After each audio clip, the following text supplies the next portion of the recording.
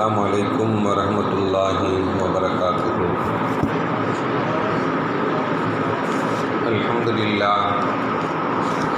अल्हम्दुलिल्लाहि रब्बिल आलमीन वस्सलातु वस्सलामु अला अशरफिल मुरसलीन व अला आलिहि व सहबिहि अजमईन, अम्मा बअद।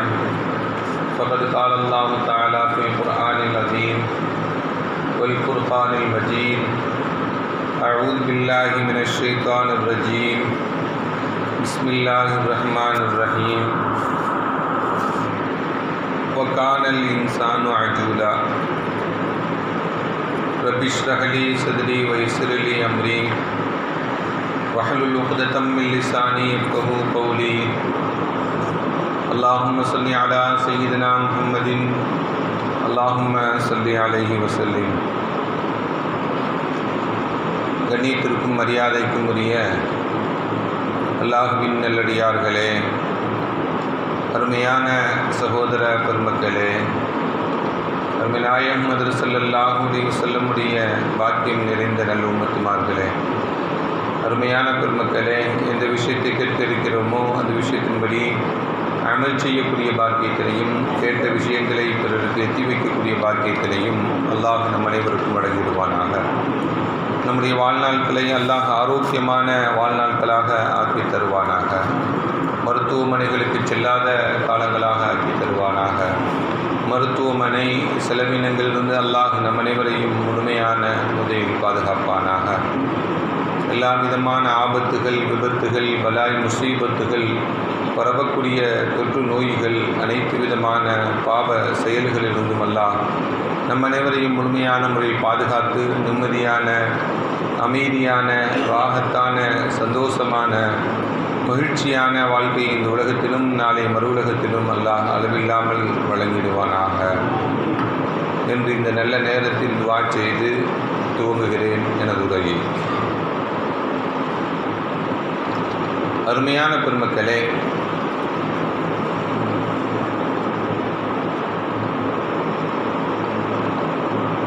நமக்கு மார்க்கம் எல்லா வழிவகைகளுக்கும் வழிகாட்டுகிறது. வழிகாட்டாத துறைகளே இல்லை. நபிகள் நாயகம் ஸல்லல்லாஹு அலைஹி வஸல்லம் சொன்னாங்க, மா தரக்து ஷையன் யுகர்ரிபுக்கும் இலல்லாஹி இல்லா வ அமர்துக்கும். அல்லாஹுவின் பக்கம் எதெல்லாம் நம்மை நெருக்கி வைக்கிறதோ, உங்களை நெருக்கி வைக்கிறதோ, அந்த செய்திகளை எல்லாம் உங்களுக்கு நான் சொல்லாமல் இல்லை. எந்த விஷயத்தையும் சொல்லாமல் விட்டுடலை. நான் அல்லாஹுவை விட்டும் உங்களை தூரமாக்கக்கூடிய விஷயங்களை உங்களை நான் தடுக்காமலும் விட்டுடலை, எல்லாத்தையும் தடுத்திருக்கிறேன் என்று நபிகள் நாயகம் ஸல்லல்லாஹு அலைஹி வஸல்லம் சொன்னார்.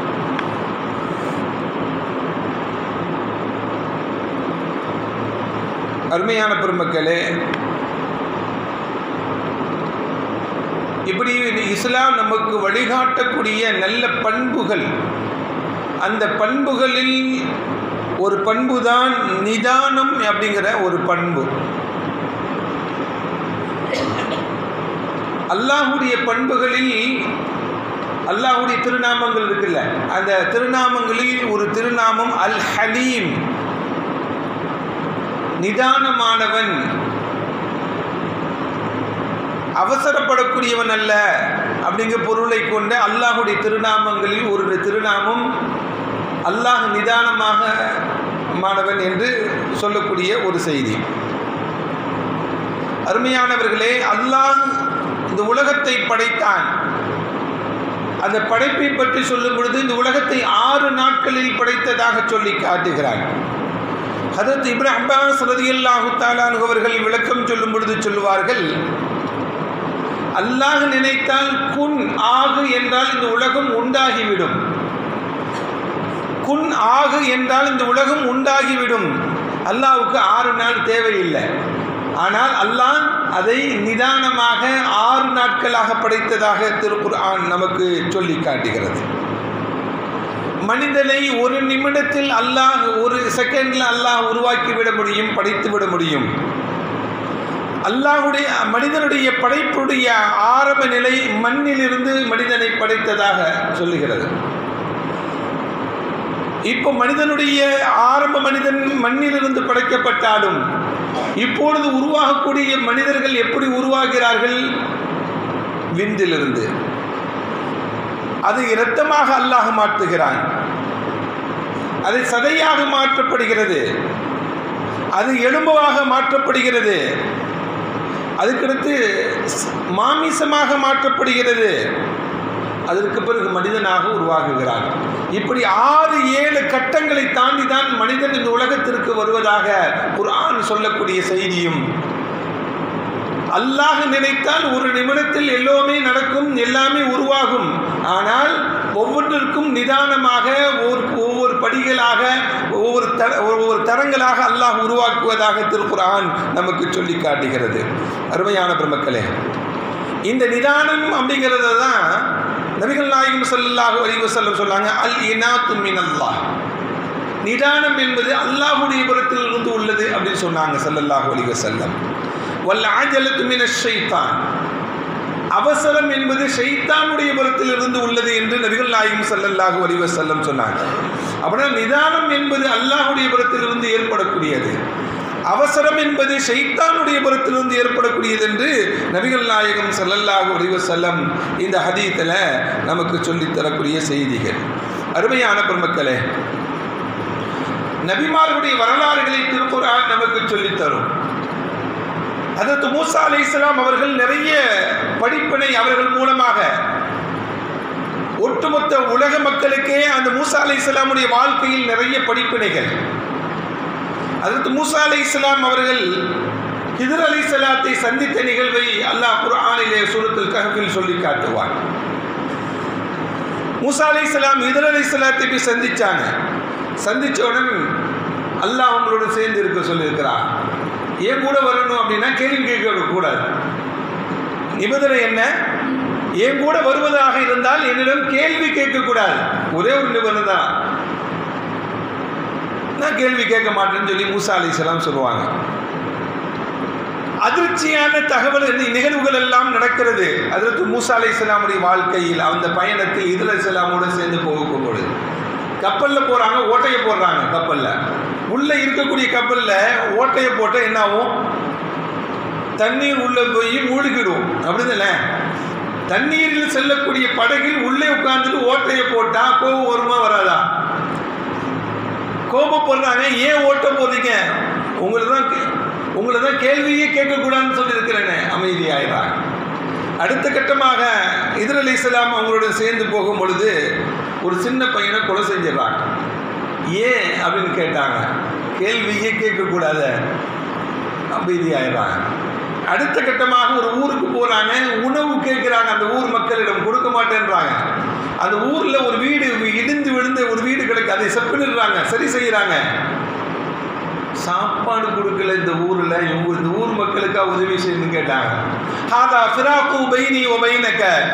ஹிதர் அலைஹிஸ்ஸலாம் சொன்னாங்க, இது நாம் பிரியக்கூடிய நிலை வந்து விட்டது, இனிமேல் நம்முடன் சேர்ந்து பயணிப்பதற்குண்டான சாத்தியம் இல்லைன்னு சொல்லி பிரிஞ்சிடறாங்க. இப்படி இந்த அவசரப்படாமல், கோபப்படாமல், நிதானமாக இருந்தார்கள் என்றால் அவருடைய வாழ்க்கையில் இது நடந்ததற்கான நன்மைகளும் ஞானங்களும் நிறைய கிடைக்கப்படும். அதற்கு மூஸா அலைஹிஸ்ஸலாம் இந்த நிகழ்வை பற்றி நபிகள் நாயகம் ஸல்லல்லாஹு அலைஹி வஸல்லம் சொல்லும் பொழுது சொல்லுவாங்க, ரஹிமல்லாஹு மூஸா. அல்லாஹ் மூஸா அலைஹிஸ்ஸலாத்துக்கு அல்லாஹ் அருள் செய்யட்டும். அவங்க மட்டும் கொஞ்சம் அவசரப்படாமல் இருந்தாங்க அப்படின்னா எவ்வளவோ ஞானங்கள் இந்த சமுதாயத்திற்கு, மனித சமுதாயத்திற்கு கிடைத்திருக்கும் என்று நபிகள் நாயகம் ஸல்லல்லாஹு அலைஹி வஸல்லம் சொன்னாங்க. அந்த பயணத்தின் மூலமாக, ஹிதர் அலைஹிஸ்ஸலாம் மூலமாக இந்த சமுதாயத்திற்கு எண்ணற்ற பயணங்களை, ஞானங்களை அல்லாஹ் கொடுத்திருப்பான். அதன் மூலமாக என்ன, மூஸா அலைஹிஸ்ஸலாம் மட்டும் கொஞ்சம் அவசரப்படாமல் இருந்திருந்தா என்று நபிகள் நாயகம் ஸல்லல்லாஹு அலைஹி வஸல்லம் சொல்லி காட்டாங்க. அப்படின்னா அவசரப்படுவதனால் நமக்கு கிடைக்கக்கூடிய உயர்வுகளும் ஞானங்களும் நமக்கு கிடைக்கப்பெறாமல் ஆகிவிட்டதற்கு காரணங்களும் அவசரப்படுவதுதான். அவசரப்படாமல் இருக்கக்கூடியவர்களுக்கு தான் எல்லோத்தையும் பெற்றுக்கொண்டு வாழ முடியும் என்பதை தான் இந்த மூசா அலைஹிஸ்ஸலாமுடைய வரலாறு, குர்ஆன் சொல்லக்கூடிய வரலாறு நமக்கு சொல்லி காட்டுகிறது. அருமையான பெருமக்களே, குர்ஆன் இன்னொரு வரலாறையும் சொல்லித்தரும். மூசா அலைஹிஸ்ஸலாம் வேதத்தை பெற்றுக்கொள்வதற்காக வேண்டி தூர் சீனா மலைக்கு அல்லாஹ் வர சொன்னான். மூசா அலைஹிஸ்ஸலாத்தை தூர் சீனா மலைக்கு உங்களுடைய கூட்டத்தாருடன் சேர்ந்து கொஞ்சம் பேரோட சேர்ந்து வாங்க அப்படின்னு சொல்லி சொன்னான். மூசா அலைஹிஸ்ஸலாம் அல்லாஹ்வை பார்ப்பதற்காக வேண்டி அவசர அவசரமா போனாங்க. அல்லாஹ்வை பார்க்கிறதுக்கு தான் யாருக்கு தான் ஆசை இருக்காது. அல்லாஹ்வை பார்ப்பதற்கு எல்லாத்துக்கும் முன்னாடி நம்ம போயிடணும்னு சொல்லி அவசர அவசரமா போனாங்க. அல்லாஹ் கேட்டான், உங்களுடைய தோழர்கள் எல்லாம் எங்க அப்படின்னு கேட்டான். அவங்க எல்லாம் பின்னாடி வந்துட்டு இருக்கிறாங்க. ஒமா அஜலக்கையா மூசா, ஏன் அவசரப்படுறீங்க மூசா அலைஹிஸ்ஸலாம்? அவங்களே சேர்த்து கூட்டு வந்திருக்கலாமே, என்ன ஆச்சு தெரியுமா? அவங்கள விட்டுட்டு வந்தீங்களே, பின்னாடி வருவாங்கன்னு சொன்னீங்களே, அவர்களை வழிகெடுத்து விட்டார்கள். அவர்கள் எல்லாம் காளை மாட்டை வணங்க ஆரம்பிச்சிட்டாங்கன்னு சொல்லி அல்லாஹ் சொன்னான். இவங்களோட சேர்ந்து வந்திருந்தா அந்த மக்கள் காப்பாற்றப்பட்டிருப்பார்கள். அவர்கள் விட்டு வந்ததனால் அவர்கள் வழிகேட்டில் ஆகிவிட்டார்கள் என்பதை குர்ஆன் நமக்கு சொல்லி காட்டுகிறது. அருமையான பெருமக்களே, எதையும் நிதானமாக செய்ய வேண்டும், எதையும் அவசரம் இல்லாமல் செய்ய வேண்டும். அப்படி அவசரம் இல்லாமல் நிதானமாக செய்யும் பொழுது நம்முடைய வாழ்க்கையில் நிறைய படிப்பினைகளையும் வெற்றிகளையும் நாம் பெற்றுக்கொள்ள முடியும் என்பதை தான் இந்த வரலாற்று நிகழ்வு, குர்ஆன் சொல்லக்கூடிய வரலாற்று நிகழ்வு நமக்கு சொல்லி காட்டுகிறது. அருமையான பெருமக்களே, அதில் தாவூத் அலைஹிஸ்ஸலாமுடைய வரலாறையும் நமக்கு குர்ஆன் நமக்கு அழகாக சொல்லித்தரும். அருமையான பெருமக்களே, அதில் தாவூத் அலைஹிஸ்ஸலாம் அவர்கள் இபாதத் செய்து கொண்டிருக்கிறார்கள். தாவூத் அலைஹிஸ்ஸலாம் அவர்கள் இபாதத் செய்து கொண்டிருக்கிறார்கள். அப்படி இபாதத் செய்து கொண்டு அதில் தாவூத் அலைஹிஸ்ஸலாம் அவர்களை அவருடைய வீட்டில் 2 நபர்கள் சுவரேறி குதித்து உள்ள போறாங்க. உள்ள போனா உதுகுலு அலா தாவூத ஃபஃபஸிஅ மின்ஹும், தாவூத் அலைஹிஸ்ஸலாம் திடீர்னு 2 பேர் வந்து நின்னா, நம்ம வீட்டுக்குள்ள 2 பேர் வந்து நிற்கிறாங்க, என்ன ஆகும்? ஃபஃபஸிஅ மின்ஹும், அவர்கள் திடுக்கிட்டு போனாங்க. என்னடா இந்த 2 பேரும் வந்து நிற்கிறாங்களே அப்படின்னு சொல்லி அந்த 2 பேர்களுக்கு பார்த்து ஹஜ்ரத் தாவூத் அலைஹிஸ்ஸலாம் திடுக்கிட்டு போனாங்க. அவங்க சொன்னாங்க, காலு லா தஹப், பயப்படாதீங்க. லா தஹப், நீங்க பயப்படாதீங்க. நாங்க வந்தது ஹசிமானி பகாபாதுனா இலா பாதின் ஃபஹக்கும் பைனனா பில் ஹக், எங்களுக்கு மத்தியில் சொன்ன பிரச்சனைகள் இருக்கு, நாங்கள் சகோதரர்கள், உங்கள்கிட்ட ஒரு ஜட்ஜ்மெண்ட் வாங்குவதற்காக தான் நான் உங்கள்கிட்ட வந்திருக்கிறோம் அப்படிங்கிற செய்தியை சொல்றாங்க. என்ன செய்தி, என்ன பிரச்சனை அப்படின்னு சொல்லி அவர்கள் சொல்லும் பொழுது, இன்னா ஹாதா அஹி, என் கூட வந்தவர் இன்னொரு சகோதரர், அவர் என் கூட வந்தாரு இன்னொரு சகோதரர், லஹு 99 நாஜா, அவருக்கு 99 ஆடுகள் இருக்கின்றன. வலி நாஜத்துன் வாஹிதா, எனக்கு ஒரே ஒரு ஆடு தான் இருக்கு. அவருக்கு 99 ஆடு இருக்கு, என்கிட்ட இருக்கிறது ஒன்னே ஒன்று தான் இருக்கு. ஃபகால் அக்ஃபில்னிஹா வஅஸனி ஃபில் கிதாப், இவர் பேசி மடக்கி என்னுடைய ஒரு ஆட்டையும் வாங்கி அவர் 100 ஆக்கிடணும்னு நினைக்கிறார். அவர் பேச்சு திறமையில இந்த ஒரு ஆட்டையும் வாங்கி 100 ஆக்கிக்கணும்னு நினைக்கிறாரு. ஏன் ஒரு ஆட்டையை போடணும்னு நினைக்கிறாரு அப்படின்னு சொல்றாங்க. இந்த செய்தியை ஹஜ்ரத் தாவூத் அலைஹிஸ்ஸலாத்து வஸ்ஸலாம் அவர்கள்ட்ட சொல்லும் பொழுது, நம்மகிட்ட வந்து சொன்னாலே நம்ம என்ன சொல்லுவோம்? நீ அநியாயம் செய்யறப்பா அப்படின்னு சொல்லுவோமா இல்லையா? நீ தான் 99 ஆடு வச்சிருக்கிய, ஒரு ஆடு தானே அவன் வச்சிருக்கிறான் அப்படின்னு பேசதான் செய்வோம், இயல்பான நிலை.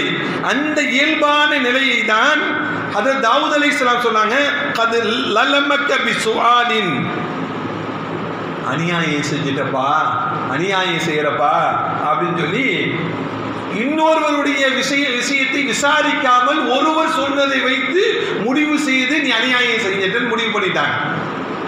அது தாவூத் அலைஹிஸ்ஸலாம் சொல்லிட்டாங்க. இதை வச்சுட்டு அல்லாஹ் சொல்றான், தாவூதே, இந்த நிகழ்வை வைத்து நாம் உங்களை சோதித்தோம் அப்படிங்கிறான். இந்த வந்த இருவரும் மலக்குகள், மனித உருவில் வந்தாங்க. இவர்கள் பேசக்கூடிய வைத்து தாவூத் என்ன செய்கிறார் என்பதை அல்லாஹ் சோதிப்பதற்காக வேண்டி 2 பேரும் சோத்தையரி குறித்து உள்ள போனாங்க.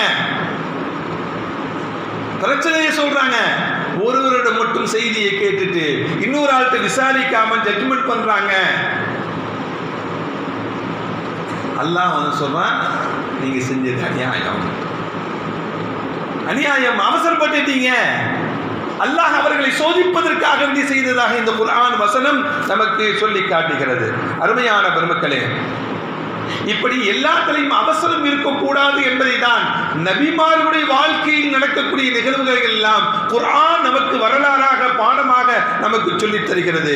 அருமையான பெருமக்களே, அலி ரலியல்லாஹு தஆலா அவர்கள் தன்னுடைய ஆட்சி காலத்தில் அமீருல் மூமினீனாக இருக்கக்கூடிய சமயத்தில் மக்களுக்கு அந்த நீதிபதிகளை நியமிக்கும் பொழுது நீதிபதிகளுக்கு உரையாற்றுவாங்க, அறிவுரை சொல்லுவாங்க.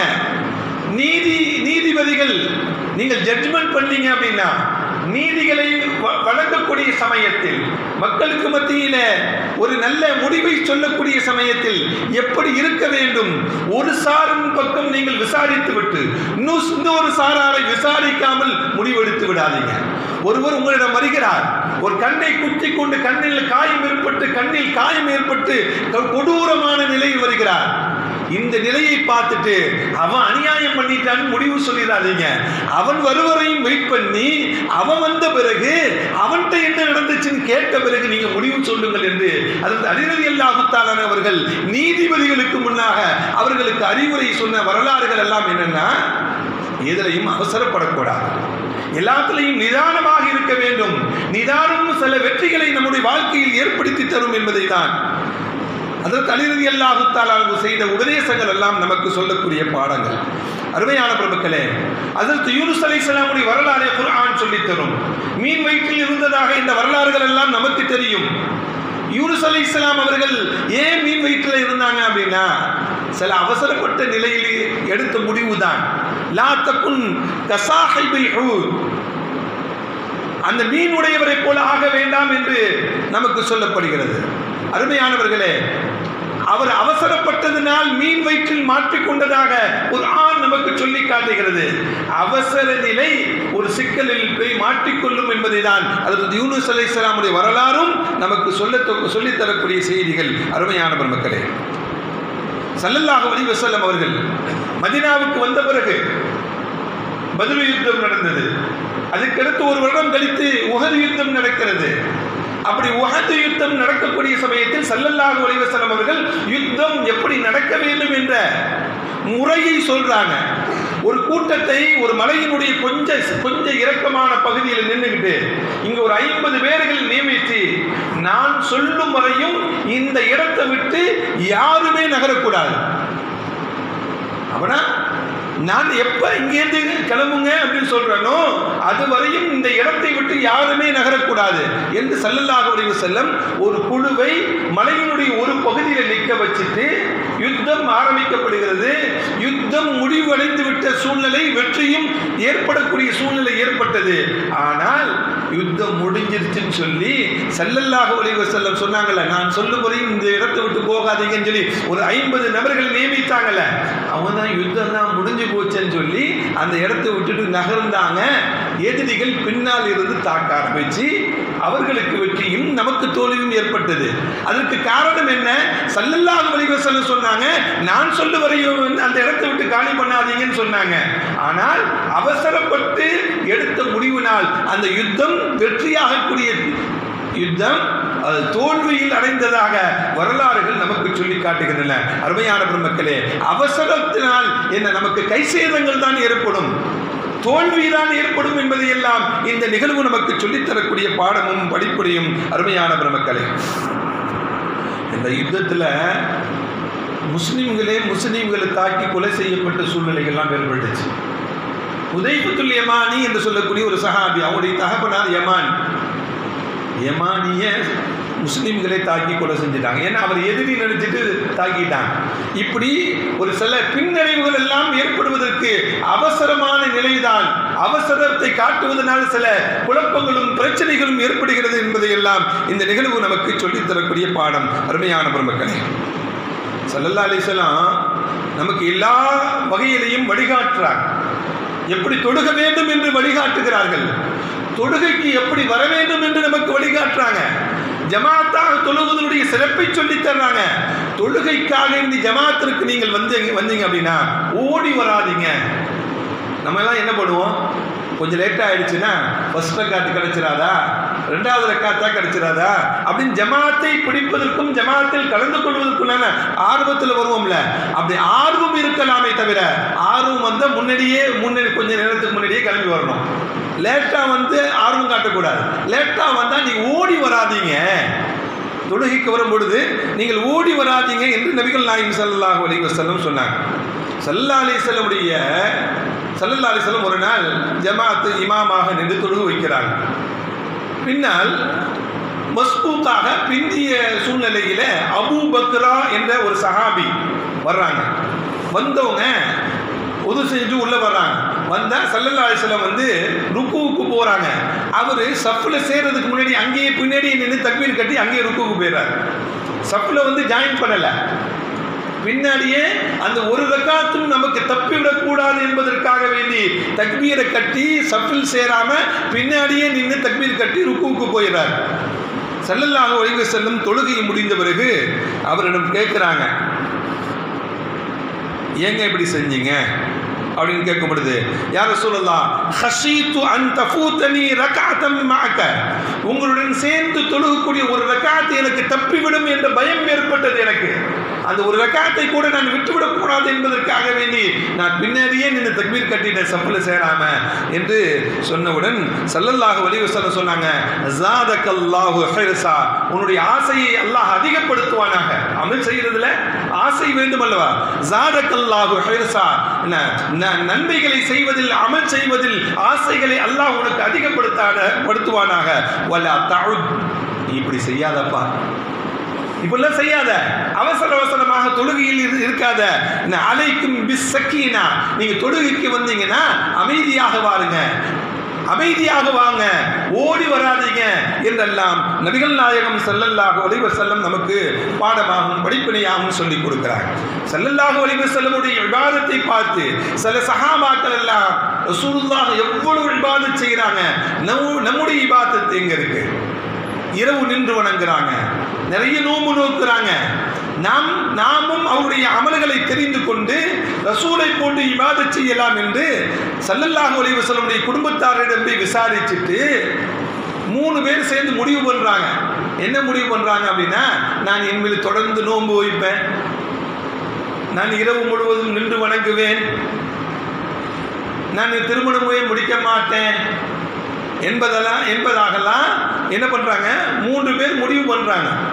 இதை கேள்விப்பட்ட நபிகள் நாயகம் ஸல்லல்லாஹு அலைஹி வஸல்லம் அவங்க, நீங்கள் 3 பேர் தானா, இனிமேல் சாப்பிட மாட்டேன், தினமும் நோன்பு வைப்பேன், இரவு தூங்க மாட்டேன், இரவு முழுவதும் நின்று வணங்குவேன், நான் திருமணம் முடித்து இந்த மனைவிமாருடன் சேர்ந்து வாழ மாட்டேன் முடிவு பண்ண நீங்க 3 பேர் தானா என்று ஸல்லல்லாஹு அலைஹி வஸல்லம் 3 பேரையும் அழைத்து விசாரிச்சுட்டு சொன்னாங்க, நானும் உங்களைப் போல மனிதர் தான்.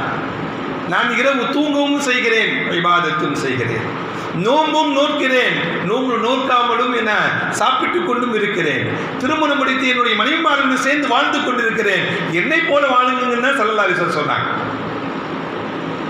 இதெல்லாம் அவசரப்பட்டு இப்படி எல்லாம் தன்னுடைய உடலை வருத்தி கொண்டு செய்யக்கூடாது என்பதை நபிகள் நாயகம் ஸல்லல்லாஹு அலைஹி வஸல்லம் அவர்கள் அந்த சஹாபா பெருமக்களுக்கு எப்படி வாழ வேண்டும் என்பதை வாழக்கூடிய முறையை நமக்கு கற்றுக் கொடுத்தது நமக்கும் பாடமும் படிப்பினை தான். அருமையான பெருமக்களே, ஸஅத் இப்னு அபீ வக்காஸ் ரலியல்லாஹு தஆலா அவங்க நோய்வாய்ப்பட்டு மரணிக்கக்கூடிய சூழ்நிலையில ஸல்லல்லாஹு அலைஹி வஸல்லம் அவர்கள் நோய் நலம் விசாரிப்பதற்காக வேண்டி ஸஅத் இப்னு அபீ வக்காஸை சந்திப்பதற்கு நோய் நலம் விசாரிக்க போனாங்க. ஸல்லல்லாஹு அலைஹி வஸல்லம் அவருடைய வருகையை பார்த்து அவருக்கு சந்தோஷமும் மகிழ்ச்சியும் தாங்க முடியல. ரசூலை பார்த்த இந்த கண்ணாலே நான் அப்படியே மரணித்து விட வேண்டும் என்ற ஆசை அவருக்கு. அந்த ஆசையில அவசரமாக ஒரு முடிவு எடுக்கிறார். யா ரசூலுல்லாஹ், என்னுடைய சொத்தை அனைத்தையும் அல்லாஹ்வுடைய பாதையில் நான் அர்ப்பணித்து விடுகிறேன், எனக்கு எதுவுமே வேண்டாம், உங்களை பார்த்த இந்த நிலையில் எனக்கு மரணம் ஏற்படட்டும் என்று ஆசைப்பட்டார். நான் இப்படியே மரணிப்பதற்கு நான் ஆசைப்படுகிறேன் யா ரசூலுல்லாஹ் என்று சொன்னார். ஸல்லல்லாஹு அலைஹி வஸல்லம் சொன்னாங்க, இப்படி அவசர முடிவு எடுக்காதீங்க, இப்படி அவசர முடிவு எடுக்காதீங்க.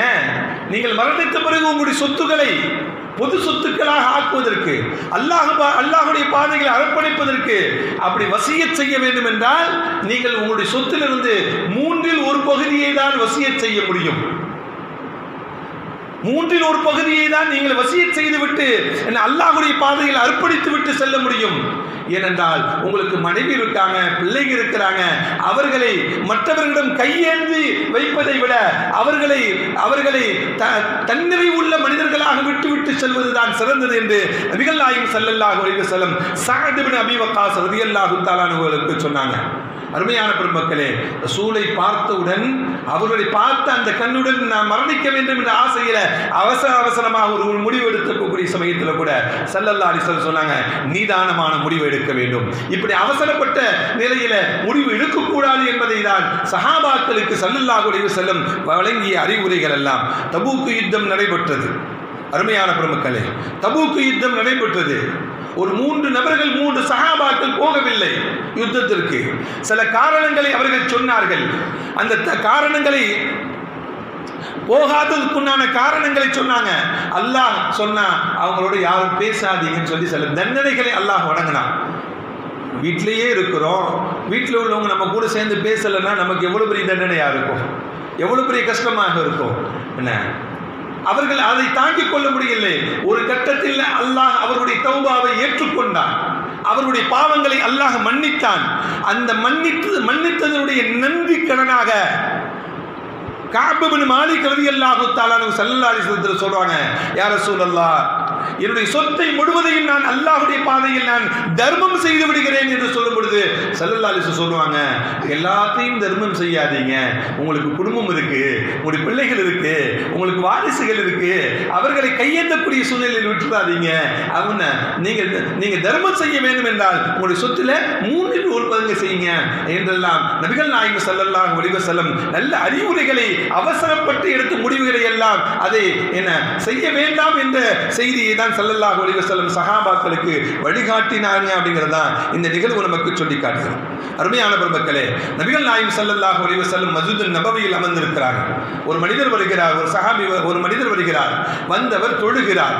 தொழுது முடித்த உடனே ஸல்லல்லாஹு அலைஹி வஸல்லத்துக்கு வந்து அஸ்ஸலாமு அலைக்கும் யா ரசூலல்லாஹ், ஸல்லல்லாஹு அலைஹி வஸல்லத்துக்கு வந்து சலாம் சொல்லிக்கிறார். ஸல்லல்லாஹு அலைஹி வஸல்லத்துக்கு சலாம் சொன்னோன்னே ஸல்லல்லாஹு அலைஹி வஸல்லம் சொன்னாங்க, இர்ஜி ஃபஸல்லி இன்னக லம் துஸல்லி, இர்ஜி ஃபஸல்லி இன்னக லம் துஸல்லி, திருப்பி போய் தொழுப்பா, நீ தொழுகை இல்லப்பா அப்படின்னாங்க. போய் தொழுகிறார். திரும்பி தொழுது முடிஞ்சோன்னு திருப்பி ரசூலுல்லாஹ்ட்ட வந்து சலாம் சொல்றார். திரும்பவும் சொல்றாங்க ஸல்லல்லாஹு அலைஹி வஸல்லம், இர்ஜி ஃபஸல்லி இன்னக லம் துஸல்லி, நீ தொழுகை இல்ல, திரும்பி தொழுவார். திரும்பியும் போறார். இப்படி 3 தடவை திரும்பி போறாரு. அவர் சொல்றாரு ஒரு கட்டத்தில், ரசூலுல்லாஹ், எப்படிதான் நீ தொழுக வேண்டும் எனக்கு கற்றுக் கொடுங்கள் யா ரசூலுல்லாஹ், எப்படி தொழுக வேண்டும் எனக்கு கற்றுக் கொடுங்கள், எனக்கு இவ்வளவுதான் தொழுக தெரியும், நான் கற்றது இவ்வளவுதான் என்று சொல்லுகிறார். ஸல்லல்லாஹு அலைஹி வஸல்லம் தொழுகையை கற்றுக் கொடுக்கிறாங்க, அவருக்கு சொல்லிக் கொடுக்கிறாங்க. உங்களுடைய ருக்குவையும் சஜிதாவையும் நிதானமாக செய்ய. சில பேர்லாம் குனிஞ்சு ஸ்பாட்ல எஞ்சிருவாங்க, ஒரு தஸ்பீஹ் கூட சொல்லக்கூடிய நேரம் இருக்காது. அவசரப்பட்டு தொழுகக்கூடாது. நாம் தொழுகையில் என்ன செய்கிறோம் என்ற நிலை இல்லாமல் தொழுகக்கூடாது. ருக்குவையும் சஜிதாவையும் நிதானமாக செய்ய வேண்டும், அவசரமாக செய்யக்கூடாது. அதுதான் தஸ்பீஹாத்துகளை ருக்குவிலையும் சஜிதாவிலையும் குறைந்தது 3 தடவையாவது சொல்ல வேண்டும் என்ற முறையை மார்க்கம் நமக்கு கற்றுக் கொடுக்கிறது. ருக்குவுக்கு போனா தஸ்பீஹ் எத்தனை தடவை சொல்லணும்? குறைந்தது 3 தடவை சொல்லணும். சஜிதாக்கு போனா குறைந்தது 3 தடவை சொல்லணும். அந்த 3 தஸ்பீஹாத்துகள் ஓதக்கூடிய அளவுக்காவது ருக்குவிலையும் சஜிதாவிலையும் நாம் இருக்கக்கூடிய நிலை இருக்க வேண்டும். ருக்குவுக்கு போன ஸ்பாட்லேயே எந்திரிக்க கூடாது, சஜிதாவுக்கு போன ஸ்பாட்லேயே எந்திரிக்க கூடாது என்பதை தான் நபிகள் நாயகம் ஸல்லல்லாஹு அலைஹி வஸல்லம் அந்த தோழருக்கு தொழுகையுடைய முறையை, தொழுகையை நிதானமாக செய்யுங்கள், அவசரப்பட்டு தொழுகையை தொழுகாதீங்க என்றெல்லாம் நபிகள் நாயகம் ஸல்லல்லாஹு அலைஹி வஸல்லம் சொல்லிட்டு, ருக்குவையும் சஜிதாவையும் ஒழுங்கா செய்யாதவன் அவன் தொழுகையில் திருடக்கூடியவன் என்று சொன்னாங்க ஸல்லல்லாஹு அலைஹி வஸல்லம். டக்கு ருக்குவையும் சஜிதாவும் செய்யக்கூடியவன் தொழுகையில் திருடக்கூடியவன் என்று நபிகள் நாயகம் ஸல்லல்லாஹு அலைஹி வஸல்லம் சொன்னாங்க. அதே போல குர்ஆன் ஓதுவதும் சரிதான். குர்ஆன் ஓதுவதாக இருந்தாலும் சரிதான், அவசரமாக ஓதக்கூடாது. அவசரமாக லா தஅஜல் பில் குர்ஆன், குர்ஆனை அவசரமாக ஓத அல்லாஹ்வே சொல்றார் நபிகள் நாயகம் ஸல்லல்லாஹு அலைஹி வஸல்லம். ஜிப்ரீல் அலைஹிஸ்ஸலாம் குர்ஆனுடைய வசனங்களை வஹியாக சொல்லிவாங்க, ஸல்லல்லாஹு அலைஹி வஸல்லமும் பின்னால் சொல்லுவாங்க. அவர்கள் சொல்ல இவர்களும் சொல்லிக்கிட்டே இருப்பாங்க. அல்லாஹ் சொல்வான், அவர்கள் சொல்லி முடிக்கட்டும், அதுக்கு பிறகு சொல்லுங்க அவசரமாக சொல்லாதீங்க என்றெல்லாம் அல்லாஹ் குர்ஆன் ஓதுவதையும் நிதானமாக நிறுத்தி ஓத வேண்டும் என்று வரத்திலில் குர்ஆன தர்தீலா முறையாக ஓத வேண்டும் என்று குர்ஆன் நமக்கு கட்டளையிடுகிறது. அருமையான பெருமக்களே, குர்ஆன் ஓதுவதில் கூட அவசரம் காட்டக்கூடாது என்பதுதான் அல்லாஹ் நமக்கு சொல்லி தரக்கூடிய செய்திகள். மக்காவில் வாழ்ந்த சமயத்தில் ஒரு யுத்தம் கூட கிடையாது, எல்லாருக்கும் தெரியும் தான். 13 ஆண்டுகள் காலங்கள் ஸல்லல்லாஹு அலைஹி வஸல்லம் நுபுவத் வாங்கிய பிறகு 13 ஆண்டுகள் மக்காவில் இருந்தாங்க. மக்காவில் ஏற்பட்ட கஷ்டங்கள் வேற எங்கேயுமே ஏற்பட்டதில்லை. நுபுவத்திற்கு பிறகு மதீனாவுக்கு பிறகு சந்தோஷமாகவும் மகிழ்ச்சியாகவும் இருந்தாங்க. இஸ்லாம் மேலோங்கியது. ஆனால் மக்காவில் வளர்ச்சியே இல்லாத சூழ்நிலை, கஷ்டம், துன்பம், பிரச்சனைகள் கூடிக்கிட்டே இருந்தது. ஆனால் மக்காவில் எதிரிகள் தாக்கக்கூடிய சமயத்திலையும், எதிரிகள் வஞ்சிக்கக்கூடிய சமயத்திலையும் மக்கத்து மூமின்கள் எல்லாம் சொல்லுவாங்க, எதிரிகளை நாம் தாக்கலாம், அவர்களை வீழ்த்தி விடலாம் என்றெல்லாம் ஆலோசனை செய்யும் பொழுது அல்லாஹ்வுடைய கட்டளை வரட்டும் என்றுதான் ஸல்லல்லாஹு அலைஹி வஸல்லம் சொன்னாங்க. ஏன் தெரியுமா? மக்காவில் சண்டை நடந்தது, ரத்தம் சிந்தப்பட்டது, ரத்தம் சிந்தி மக்காவை பிடிக்கப்பட்டது என்ற வரலாறு வந்து விடக்கூடாது. மக்கா என்பது புனிதமான பூமி. ரத்தம் இல்லாமல், யாரும் கொலை இல்லாமல் மக்கா கைப்பற்றப்பட்டது. ஹிஜ்ரி 8ஆம் ஆண்டு ஃபத்ஹ் மக்கா ஏற்பட்டது. எந்த சண்டையும் சச்சரவுகளும் இல்லாமல் இலகுவான முறையில் காபத்துல்லா மக்கா ஸல்லல்லாஹு அலைஹி வஸல்லம் கரம் வந்தது என்பதெல்லாம் வரலாறு. அருமையான பெருமக்களே, மக்காவில் வாழ்ந்த சமயத்தில் அமைதியாகவும் பொறுமையாகவும் அவசரம் இல்லாமல் இருந்ததனால அல்லாஹ் அந்த வெற்றியை இலகுவாக ஆக்கி கொடுத்தான் என்று வரலாற்று ஆய்வாளர்கள் எல்லாம் நமக்கு சொல்லி காட்டாங்க. அருமையான பெருமக்களே, இதையெல்லாம் சொல்லுவதற்கு காரணம், நாம் அவசரப்பட்டு வாழக்கூடாது. எந்த காரியத்தையும் இன்னைக்கு வாட்ஸ்அப் இருக்கு, எதை பார்த்தாலும் உடனே ஃபார்வர்ட் செஞ்சிடறாங்க. சமீபத்தில் கூட சிலோனில் இந்த PH அப்துல் ஹமீத் வானொலியில் பேசுவார். அவர் பேட்டி கொடுக்குறார். நேற்று ஃபுல்லாக நான் மூத்தாகிட்டு தான் எனக்கே செய்தி வருது, மூத்தாகிட்டு தான் நான் உயிரோடு தான் இருக்கிறேன்னு சொல்லி பேட்டி கொடுக்குறார். இப்படி இருக்கக்கூடியவர்களை எல்லாம் பார்த்த செய்திகளை யாரோ வதந்தியை கிளப்பி விடுறது, எல்லாரும் அதை பற்றி புரிந்து கொள்ளாமல் ஃபார்வர்டு செய்வது, இதெல்லாம் நாம் தெரிந்துதான் செய்ய வேண்டுமே தவிர தெரியாமல் எதையுமே செய்யக்கூடாது. அருமையான பெருமக்களே, எதை நமக்கு உண்மை என்று தெரிகிறதோ அது உண்மையை தீர ஆராய்ந்துதான் நாம் மற்றவர்களுக்கு சொல்ல வேண்டுமே தவிர எந்த நிலையிலையும் நாம் அவசரப்படக்கூடாது. ஸல்லல்லாஹு அலைஹி வஸல்லம் பார்க்கறதுக்கு ஒரு கூட்டத்தார்கள் வந்தாங்க. எல்லாருமே தன்னுடைய லக்கேஜுகளை இறக்கி அப்படியே வச்சுட்டு ரசூலுல்லாஹ் பார்த்து அவசரத்திலேயே ஆவல்லையும் ஓடுறாங்க. எல்லாருமே ரசூலுல்லாஹ் அழுக்கு சட்டையிலையும் அழுக்காக வந்ததுன்னா அப்படியே போய் பார்த்தாங்க. ஒரே ஒரு மனிதன் மட்டும் வந்த லக்கேஜெல்லாம் எடுத்து ஓரமாக வச்சுட்டு குளிச்சுட்டு அழகான ரசூலை பார்ப்பதற்கு அழகான ஆடை உடுத்தி கொண்டு மஸ்ஜித் நபவியில் போய் ரக்காத் தொழுதுட்டு துஆ செஞ்சுட்டு ரசூலை போய் சந்திக்கிறார் அந்த மனிதர் ஸல்லல்லாஹு அலைஹி வஸல்லம். அந்த மனிதரை பார்த்து சொன்னாங்க, இன்ன ஃபீக ஹஸலத்தைன், அருமை தோழரே, உங்களிடம் 2 நல்ல பண்புகள் இருக்கின்றன. இன்ன ஃபீக ஹஸலத்தைன், உங்களிடம் 2 நல்ல பண்புகள் இருக்கின்றன. யுஹிப்புஹுமுல்லாஹு வ ரசூலுஹு, அல்லாஹ்வும் அல்லாஹ்வுடைய ரசூலும் அந்த 2 பண்புகளையும் அல்லாஹ்வும் அல்லாஹ்வுடைய ரசூலும் நேசிக்கிறாங்க. அல் இனாத்து வல் ஹல்மு, உங்களிடம் இருக்கக்கூடிய சகிப்புத்தன்மையும் நிதானமான நிலைப்பாடும் இருக்கிறது அல்லவா, இதை அல்லாஹ் நேசிக்கிறான், அல்லாஹ்வுடைய ரசூலும் நேசிக்கிறாங்க என்று நபிகள் நாயகம் ஸல்லல்லாஹு அலைஹி வஸல்லம் சொன்னாங்க. அருமையான பெருமக்களே, வாழ்க்கையில் எதுவுமே அவசரப்படக்கூடாதுங்க. அவசரம் என்பது ஷைத்தானுடைய புறத்திலிருந்து வருவது, நிதானம் என்பது அல்லாஹ்வுடைய புறத்திலிருந்து வருவது என்றெல்லாம் நபிகள் நாயகம் ஸல்லல்லாஹு அலைஹி வஸல்லம் நமக்கு அறிவுரை கூறியிருக்கிறாங்க. வாழ்க்கையில் நிதானமாக செயல்பட வேண்டும். நிதானம்தான் அல்லாஹ்வுடைய பண்பு, நிதானம்தான் ஸல்லல்லாஹு அலைஹி வஸல்லமுடைய பண்பு. நிதானமாக செயல்படுவதுதான் ஒவ்வொரு மூமினுடைய பண்பும் என்று மார்க்கம் நமக்கு சொல்லி காட்டுகிறது. வல்லோன் அல்லாஹ் மார்க்கத்தை ஸல்லல்லாஹு அலைஹி வஸல்லம் எந்த வகையில் நமக்கு வழிகாட்டினார்களோ அந்த வழியின்படி வாழ்வதற்குண்டான நல்ல தௌஃபீக்கினை அல்லாஹ் நம் அனைவருக்கும் வழங்கிடுவானாக. வ ஆகிரு தஅவானா அனில் ஹம்துலில்லாஹி ரப்பில் ஆலமீன். அஸ்ஸலாமு அலைக்கும் வரஹ்மத்துல்லாஹி வபரகாத்துஹு.